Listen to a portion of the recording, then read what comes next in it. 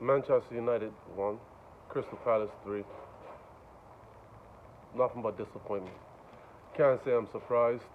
You know, the whole summer has been nothing but negativity. I mean, the only bright thing about the whole summer window was Donny van der Beek. Nice addition to the squad. Definitely not what we, I don't really want to say what we didn't need, but technically what we didn't really need. I guess it's probably not the best statement to say because Pogba and Bruno was both looking extremely tired at the end of last season. So definitely what we needed, but just wasn't priority. It's probably the best way to say that. Obviously, everyone knows Jadon Sancho has been the most priority signing all summer. So to have not had that done at this point is basically criminal. You're not helping Ali, which is an inexperienced coach as it is, learning on the job. The whole, legend of the club thing, I can go with the nostalgic part of that, but at the same time, if he's not experienced, he needs the tools today and actually do his job. So not giving them to him, COVID or not, it's just not right. And this whole movement with the GLAZZERS OUT thing's gotta get going. I mean, this is me just doing my second video, but I mean, it's some people out there that's got some massive platforms, and I know I heard some people mentioning things like they ain't sure what they can do. They don't think nothing could be done. There's nothing gonna stop the GLAZERS. This is the perfect time, man. This is the perfect time where there is no fans in the stadiums at all right now due to COVID. They are losing money, so whether or not if they're using that as an excuse or not now, whether if it's valid or not, the truth of the matter is, the longer they go without having fans in them stadiums, the more money they will lose. That is a fact. If they open them doors up and people are still not coming, and the one person I really like, I watch the United Stand a lot. I like that platform. I know there's a lot of up and down and controversy here and there, but I like the platform. Been watching it for a little while now, and I'm the boy KG. I really like where he was going with it. I like the energy he was putting out there the other day, where he was saying, as far as as a community, we have to come together, and we really have to. I know people find it hard, and I understand both sides of it, but I mean, at some point you got to make a stand. You have to make a stand at some point, and saying things like not buying merchandise and season tickets and watching the games. I mean, hey man, I don't want to have to do none of that either. I love supporting United. I don't want to not watch a game, but I mean, if I had to do it for a year, I would. If I had to. The thought of it, I'm saying it probably sounds so much easier said than done, but at some point you gotta get to a point to think, what is it that will actually become the breaking point for this club to like try and get back to where it used to be, where it needs to be. This is ridiculous, man. This is not the Manchester United that I know and I'm so passionate about. Like watching this is hard, and to know that we have more than enough quality on the field to get that game won, and to watch it. Like I said, not surprised because nothing positive about the off season, the little bit of off season there was. We struggled coming to the end of last season. Luckily, we beat Leicester to solidify that. Folded in the FA Cup semi-final, folded in the Europa League semi-final. That's the biggest one, hardest to swallow because that's probably the best game we played out of the last 4 to 7 games we played out of the last couple games of the season. That Sevilla game was probably our best game. We got a couple results in those last 7-8 games, but the Sevilla, honestly, was probably the absolute best game we played. We just couldn't put the ball in the back of the net. But neither here nor there now. Moving forward, we have to band together. That, like I was saying, that thing that KG was saying was everyone come off of it. I mean, sometimes you probably need to take a little break from social media anyway. I'm not really on it like that. I'm trying to see if I can, see what's going on with it. But I really think that's a great idea. I love that vibe and that energy because people think it won't do nothing to them. No, hashtag GLAZZERS OUT ain't gonna do nothing to them. We've seen it many a times, and if that doesn't really affect our pocket, it won't. But you can trust and believe the lifeblood of Manchester United is the supporters, the fans. That's pumping all the heart, sweat, blood, and money into it. They have a big say. The people always have a powerful say, but it's just a matter of not if you realize it and then if you know how to use it. At this point, 1 million, 2 million, 10 million, 15, 25 million people unsubscribing from Manchester United, MUTV.com, Sky Sports. I don't care any of it. I mean, yeah, I know it sounds drastic, but I heard people saying, like, they bicker and they whine about what they don't like, what they wish they could do, and then they say that they don't think that they can do nothing.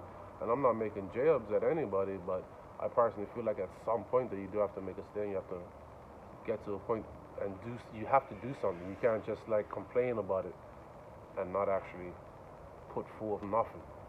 As far as thinking that it's not gonna matter, it's still gotta start somewhere. So having a platform gives you a great advantage over a lot of people. Like myself, got like one follower, and I think it's my wife. So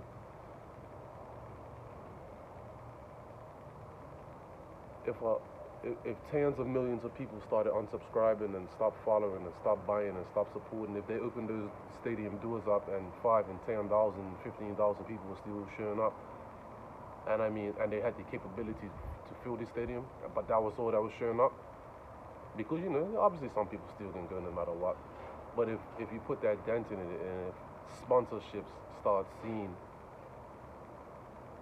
10, 15, 20 million people unsubscribing, it will definitely send shockwaves through Manchester United's hierarchy, their sponsorships, because that's where all those big major deals come from. It's from the type of viewings that they get on anything they do, anything that gets talked about related to Manchester United gets clicks. And so if you start taking away tens of millions of viewers to their platforms, and if that was to keep on going, if that became infectious, and it's like compound interest.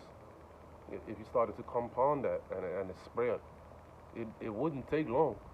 Hey, and worst case scenario, you got to do it for maybe a whole year, maybe 2 years.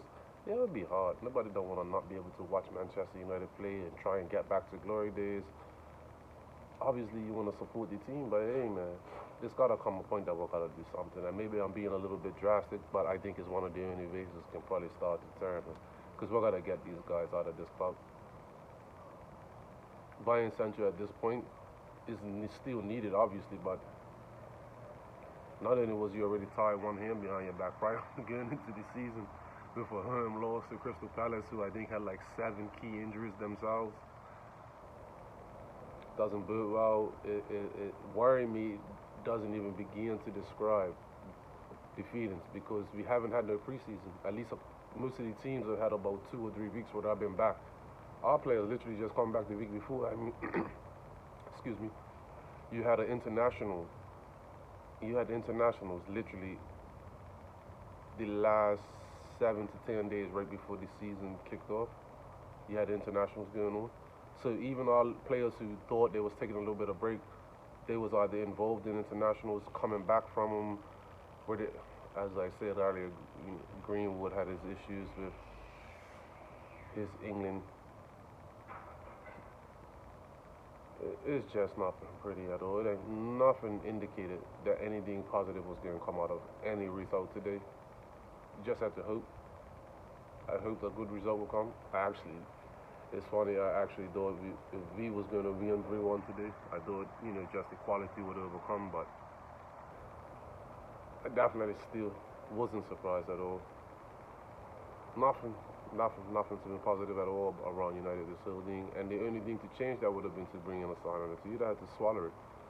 They took out that $150 million credit line. I just don't understand. I mean,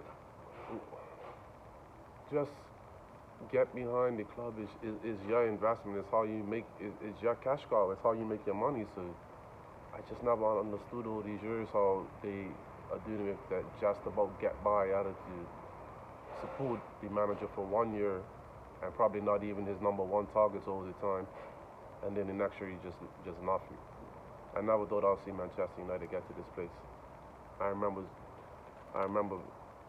going back and forth with friends back like 2009, 10, 11, 12, 13, right up to when Sir Alex Ferguson retired. Like, my team would never go to that, because they penny pinch sometimes, and there's no value in the market. But then they'll still buy little things here and there. They'll always support the manager at the end of the day. I never thought that United would be this bad as far as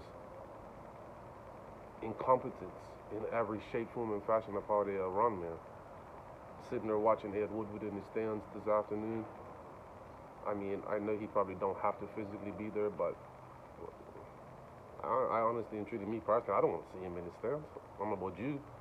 I don't want to see that man in the stands, man. Go be on your phone at least. Emails. Get your ass on the plane, go fly somewhere, man. Go help get these deals over the line, man. And no need for you to be around her. Center back was needed. The right winger was needed.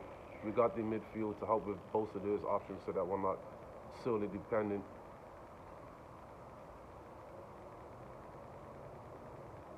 It's a sad day, man. It's a really sad day, and it's gonna be a long season. Because now, even if you bring in anybody right now, you bring them in to a negative environment. Multiple players got negative things surrounding them. Pogba, with the coronavirus, he always seems to garner some type of negative attention, no matter what.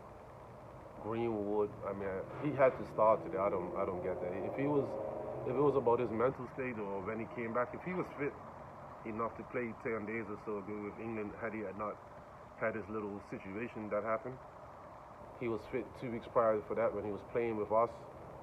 He's fit to go. If this is about his mental state, then he probably shouldn't have been involved at all. If he was involved enough to be bored one at halftime, let that man start. James is an impact player. I'm not going to beat up on him because, it's not about all that, but James definitely isn't, especially not against a low block team. Someone sitting back defending, counter-attacking. They had to play some good ball regardless, but they're always going to be playing with low blocks and getting behind the ball. So having James on the pitch, I never understood that. Rashford's struggling big time still. Bruno's still struggling a little bit, probably our best defender, as I heard him say on the TV.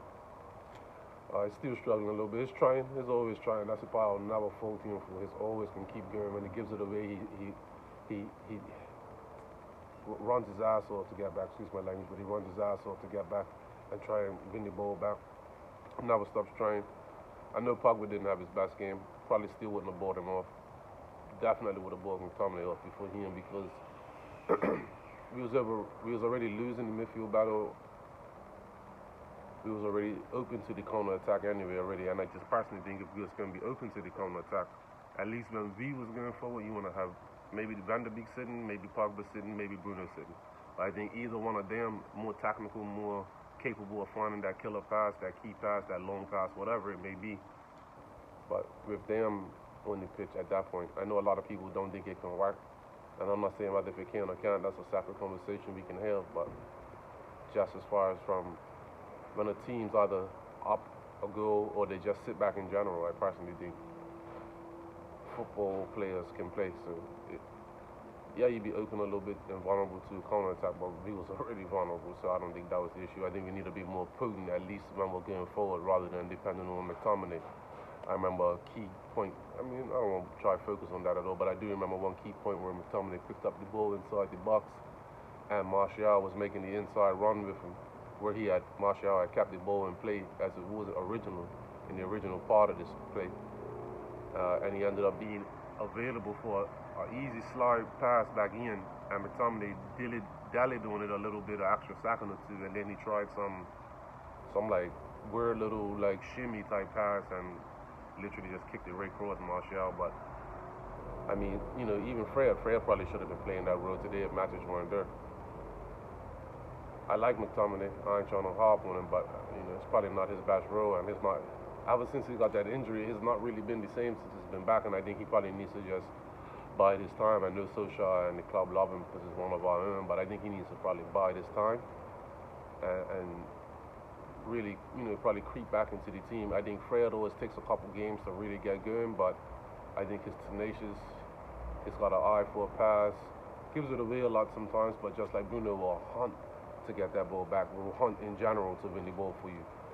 And I think in a game like that, you always was going to need that. McTominay has that in him, but it's just not been the exact same since he had that injury. He was in some good form before he got injured, but I think they also rushed him back because obviously Pogba and McTominay was out, which is what forced the Boateng to buy Bruno in the first place, which everybody knows should have happened the summer prior, but different conversation.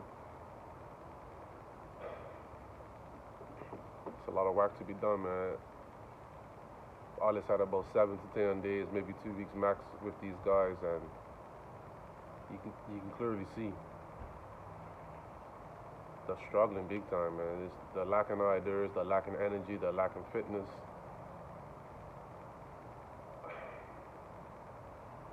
KG, man, I know this is a little small channel, but if somehow this ever gets the airwaves and you heard this here, man, I totally agree with you, man, and I'm all behind it. Hit me up some way, somehow if you want, because I definitely support it. I ain't got no platform like nobody else yet, but I'm definitely down for it, bro. I'm for that energy, for the flax steel, you know, for that vibe deal, because I personally feel like when it comes to hitting them in their pockets, it's the only way that's gonna change it. We gotta turn things around, man. This is utterly disappointing, ridiculous. I used to allow these things to really ruin my whole day and weekend and stuff like that, but I stopped allowing that some years ago. Can't say it's not frustrating, can't say it don't bother my day some, but as far as ruin them, no, not no more. But we gotta do better, man. We have to do better. As a community, I know I heard about all the fussing and fighting. If we can, we gotta unite. We have to unite and try and support this team. I mean, just getting rid of the manager ain't gonna do nothing about if you feel it's good enough or not. Just getting rid of him literally ain't gonna do it. It just can create more chaos and confusion. We gotta get behind him and support him right now because that's who's in place. We gotta focus our energy on supporting the team, but we definitely gotta get this board into making some moves to help support this team for the rest of the season. And the long-term goal has got to be to get the short-term too, but long-term goal after this season's done is these guys got to get out of this club, man. We need to get back to being Manchester United, a football team, not a business, a football team. I'm gonna sign off right here. I'm gonna try to get better at doing some videos. I've been wanting to get them going where, when the season started last weekend, I wanted to do some some league season starting videos and whatnot. I got the 4 kids and I got a lot going on with this house that I just bought, so it's been taking a lot of my time and energy, but I'm gonna try to get better, see if I can hop on her and get some videos going so I can try and see if I can get some followers and some views and whatnot. But nevertheless, I'm doing this because I love Manchester United and I wanted to always do this for about a year or so now, so we'll try to get better at it. If you happen to see this video, subscribe if you're new, like the video, share the video. Stay blessed, stay safe. Bless up.